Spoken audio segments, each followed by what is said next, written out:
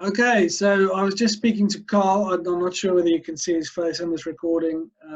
We were just chatting. Carl Porter, a friend of mine, who loves reading the Bible one-to-one, and we're just thinking through how to best serve people during these troubled times of being disconnected physically from one another. And we thought it might be worth just showing you how easy it is to share the Bible if you love sharing the Bible, or even if you haven't done that before, and someone you know who's near you or maybe is far away from you might want to give that a go. All you need to do really is to have a video conferencing software like the one we're using now is called Zoom. You'll be aware of things like Skype and Google Hangouts, which you could use.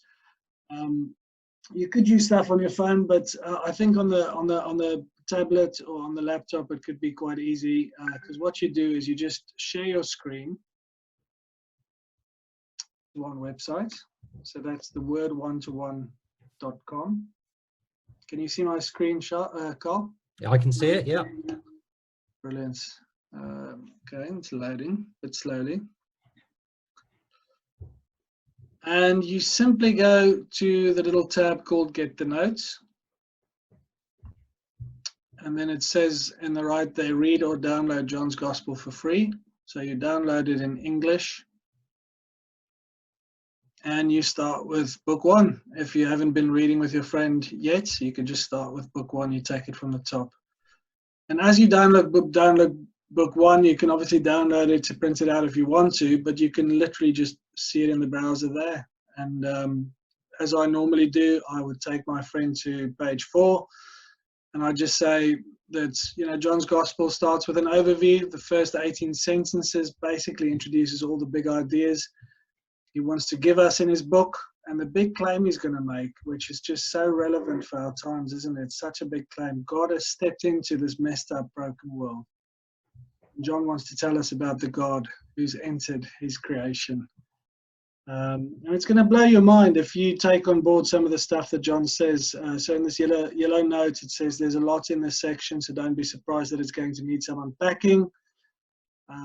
You may have some ideas about the Christian faith, or about God, or about life.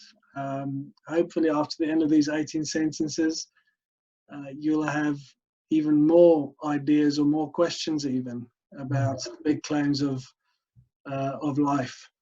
And that's okay, because John has a whole book. He's written a whole book to tell us why he's come to these conclusions, and we'll have time to unpack that if you want to. But it's a surprising start. It doesn't start with a nativity scene. There's no baby Jesus and no wise men. Look at where it starts. These are very, very big claims. So look on page 6. I normally just ask my friend to just read that on their own, the first 5 sentences. But maybe, Carl, because it's you and me, maybe just you can read those first 5 sentences. Let's just hear those words again. Yeah, sure thing. In the beginning was the Word, and the Word was with God, and the Word was God. He was with God in the beginning. Through him all things were made. Without him nothing was made that has been made. In him was life, and that life was the light of all mankind. The light shines in the darkness, and the darkness has not overcome it.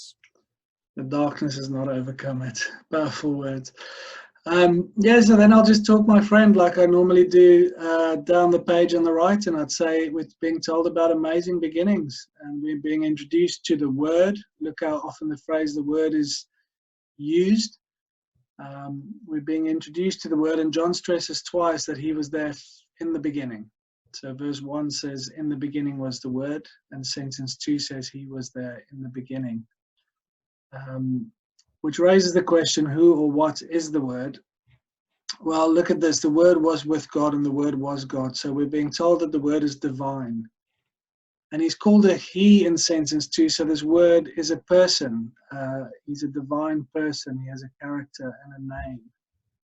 And in verse 3, it says an amazing thing. It says that this divine person who is called the Word made everything. He made the world we live in. He made you. He made me.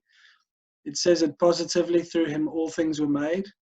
It also says there's no exceptions. Without him nothing was made that has been made. So yeah, I might stop there and ask my friend, have you ever heard those claims? Do you know that there's a serious claim on the table of history that says that we can know our Creator by name? We can know His character. We can know Him. And I'll ask my friend to just say, what they make of that.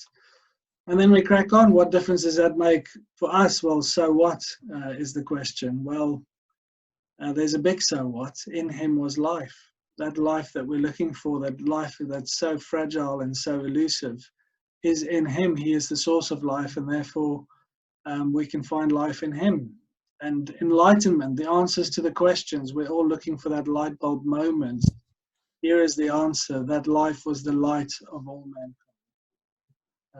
And it's a life that cannot be extinguished. It is eternal life. The light shines in the darkness has not overcome it. And I'll just chat my friend through it like that, and just get them to familiarize themselves with the text of this wonderful book called John's Gospel, and just chat them through the notes on the right. And as you can see, you simply scroll down to the next page, you chat it through, and then you scroll down to the next. And I reckon that'll take you 20-25 minutes to work through the first 18 sentences of John's Gospel. What a wonderful gift to be able to give to your friend at any time, especially now when it looks like there are very few answers and a lot of big questions. So yeah, Carl and I was just praying that the Lord will give us opportunities to share this with friends, with family, with whoever He has in mind for us to share it with. Carl, any closing thoughts from your side?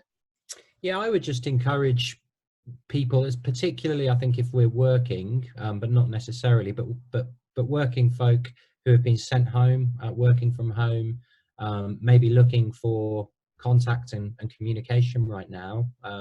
What better thing to offer them over 20 minutes in your normal lunch break to maybe Skype in, have a chat, find out how they're doing, how are things with their family, and then spend 20 minutes working through an episode of John's Gospel with them.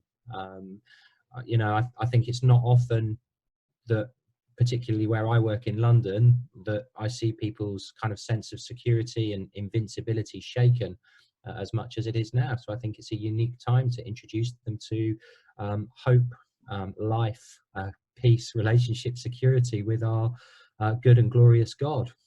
So I would encourage you to, if you haven't asked somebody, give it a go.